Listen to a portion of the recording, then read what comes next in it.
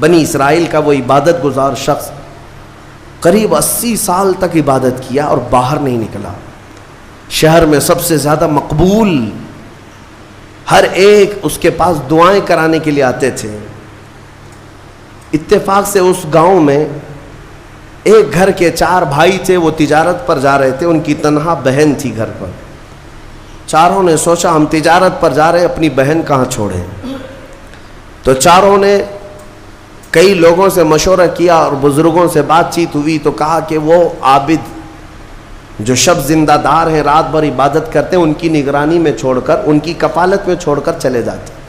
وہ چاروں آئے اور اپنی تجارت کا سفر بتایا اور کہا کہ ہماری بہن گھر پہ رہے گی، بس آپ دیکھ بھال کریں. اور وہ تجارت پر چلے گئے. یہ بہت ہی عبادت گزار شخص ہے بنی اسرائیل کا، بہت عبادت گزار. چند دن گزرے تھے کہ نفس نے یہ باتیں باہر لانی شروع کی کہ پتہ نہیں وہ خاتون اندر اکیلی کیا کرتی ہوگی، بھائی بھی نہیں، ماں باپ بھی نہیں. پھر شیطان آیا، کہا ارے کچھ تو خیال کرو، تمہارے پاس امانت دے کر گئے ہیں اس کے بھائی، تم اس سے خیر خیریت بھی نہیں پوچھتے. آپ نہ جانا اس کے پاس، محض آپ اپنی چوکھٹ سے تو اسے آواز دے کر کے پوچھ لیں کیا چل رہا ہے اس کے گھر میں.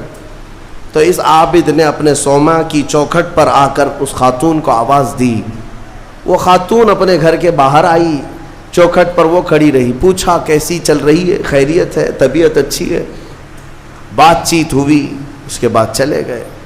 یہ پہلی بات چیت تھی جس کے بعد اس عابد کے دل میں بات کرنے کا جذبہ اور بڑھ گیا، خواہش اور بڑھ گئی. عورت سے بات کرنے کو آج نوجوان یہ سمجھتے ہیں یہ تو فرینڈلی ہے، ہم تو ایسی دوستی میں کر رہے ہیں. تمہیں پتہ ہے یہ بہانے ہیں دوستی اور فرینڈ شپ کے، یہ سب نفس امارہ کی تباہیاں ہیں جو تمہارے دل میں بار بار شہوت پیدا کرتا ہے. اب اس 80 سالہ عبادت گزار شخص کا حال یہ تھا.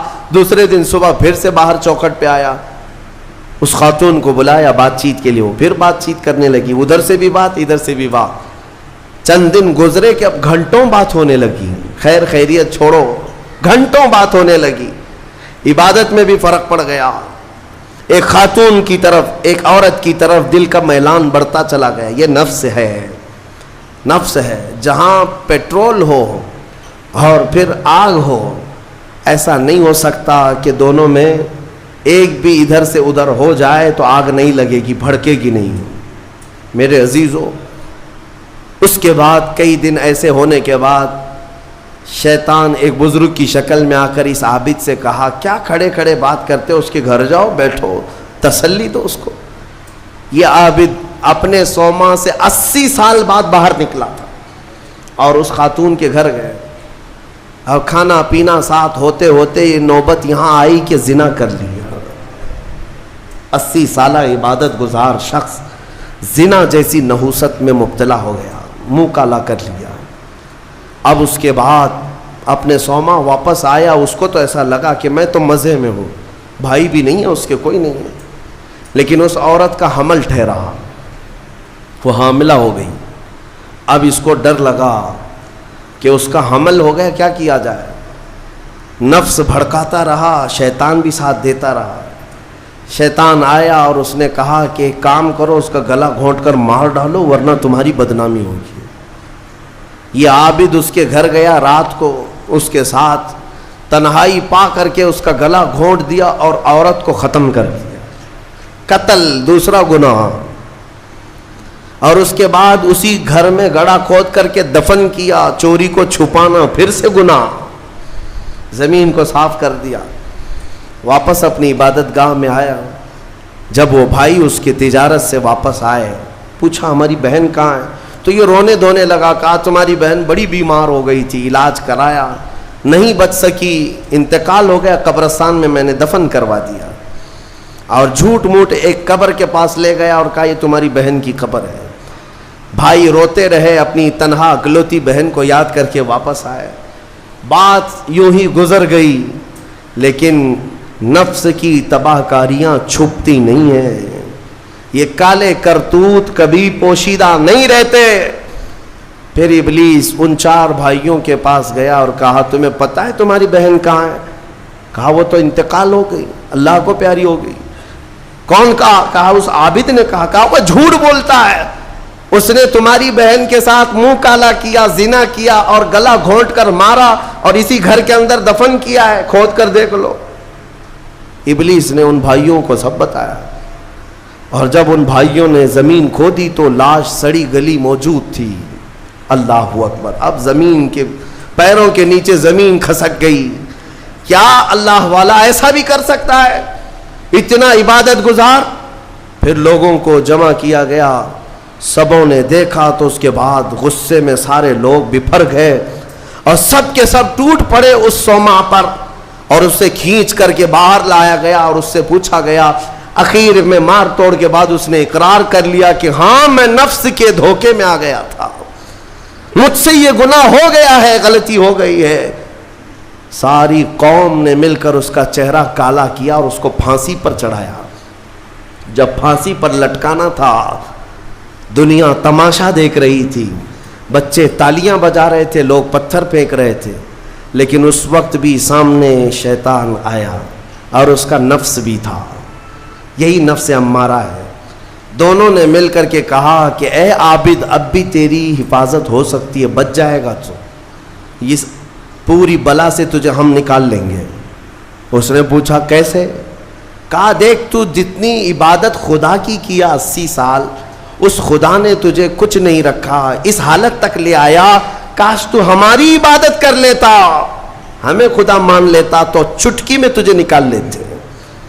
نفس کی سن لیا اس عابد نے، کہا صحیح بات ہے، اتنے سالوں تک خدا کی عبادت کرتا رہا، پھر بھی پھنسا ہوں، کچھ بھی اچھا نہیں ہو رہا ہے میرے ساتھ، ایک غلطی ہوئی اس کی سزا ہی ہو رہی ہے، نفس صحیح کہہ رہا ہے۔ اس نے اپنے نفس کی مانی اور شیطان سے کہا تو ہی میرا خدا ہے، تجھ سے میں سجدہ کروں، مجھے اس بلا سے نکال لے۔ جیسے ہی اس نے یہ کہا، شیطان تالیاں مارتا ہوا چلا کہ میرا کام مکمل ہو گیا، ادھر لوگوں نے اسے پھانسی پر چڑھا دیا۔ ابتدا آنکھوں سے شروع ہوئی، باتوں سے شروع ہوئی اور کفر پر خاتمہ ہوا۔ موت کس بات پر ہوئی؟ کفر پر موت ہوئی۔ لوگ ہلکے میں لیتے ہیں کہ یہ یوں ہی مزے کی زندگیاں ہیں۔ میرے عزیزوں، نفس سے الرٹ رہو۔ اس نفس نے اچھے اچھوں کا تقوی بھسم کر دیا، کئی لوگوں کی عبادتیں ضائع کر دیں، عورت کے فتنے سے، مال کے فتنے سے، حرص لالچ کے ذریعے سے اس نے ایمان کو تباہ کیا ہے۔ اور پھر میں آخر میں یہی کہتا ہوں، اس نفس کو اگر کوئی کنٹرول کر سکتا ہے تو اللہ کا یہ پیارا مہمان رمضان المبارکہ ہے۔ یہ رمضان ہے، یہ رمضان ہے جو تمہیں نفس کی غلامی سے آزاد کرائے گا۔ اس سے خوب محبت کرو، خوب محبت کرو۔ قیامت کے دن ایک شکل میں آئے گا، ایک شکل میں آئے گا، خوبصورت شکل میں آئے گا، خوبصورت شکل میں آئے گا۔ اور حدیث پاک میں ملتا ہے کچھ بندے وہ ہوں گے جن کی سفارش کے لیے رمضان آئے گا، رمضان آئے گا، اور اللہ تعالیٰ رمضان کی اور قرآن کی سفارش کو کبھی رد نہیں فرمائے گا۔ جس کی سفارش میں رمضان آ گیا اس کے لیے جنت میں جانا واجب ہو جائے گا، اور کچھ لوگ وہ ہوں گے جن کے خلاف رمضان کھڑا ہو جائے گا۔ رب تعالیٰ سے کہے گا مولا میں ہر سال اس کے گھر جاتا تھا، یہ مجھے کبھی قدر کی نگاہ سے نہیں دیکھتا، میری عزت نہیں کرتا، میرا احترام نہیں کرتا۔ رمضان کچھ لوگوں کی شکایت کرے گا، وہ بندہ کہتا ہے مولا میں اس کو پہچانتا ہی نہیں، یہ کون نیا آدمی ہے؟ مولا فرمائے گا یہ میرا مہمان رمضان ہے جو ہر سال تیرے گھر آتا تھا، تو بے قدری کرتا تھا، بے احترامی کرتا تھا، اور آج رمضان تیرے خلاف کھڑا ہو گیا، اس لیے تجھے جہنم میں جانے کا پروانہ دیا جاتا ہے۔ میرے عزیزو، رمضان کو اپنے خلاف سفارشی نہ بناؤ، رمضان کو اپنا حمایتی بناؤ، اس سے محبت کرو، اس رمضان کا قدر کرو، احترام کرو۔ اپنے گھروں میں جس طرح کسی باہر کے آئے ہوئے مہمان کی عزت ہوتی ہے، رمضان کی عزت ہونی چاہیے۔ گھروں میں خرافات نہ ہو، بے حیائیاں نہ ہو، بچوں کو بار بار اس بات پر ٹوکو کہ بیٹا بری بات نہ کریں، رمضان ہے، اللہ کا مہینہ ہے۔ ہمارے بزرگ ہمیشہ یہی کہا کرتے تھے، کسی کو مارنے نہیں دیتے تھے کہ روزہ ہے، رمضان ہے، ہاتھ نہیں اٹھانا۔ گالی دیتے تو کہتے کہ بیٹا رمضان چل رہا ہے، گالی مت دے۔ یہ ہے رمضان کے احترام کے طریقے۔ آج یہ ہمارے معاشرے سے جا رہے ہیں. اس لیے میں کہتا ہوں ہر بات پر تاکید کرو اپنے بچوں کو کہ رمضان ہے، رمضان ہے، اور انشاءاللہ العزیز یہ رمضان ہماری سفارش کرے گا اور مولا اس کی سفارش پر ہمیں جنت عطا فرمائے گا.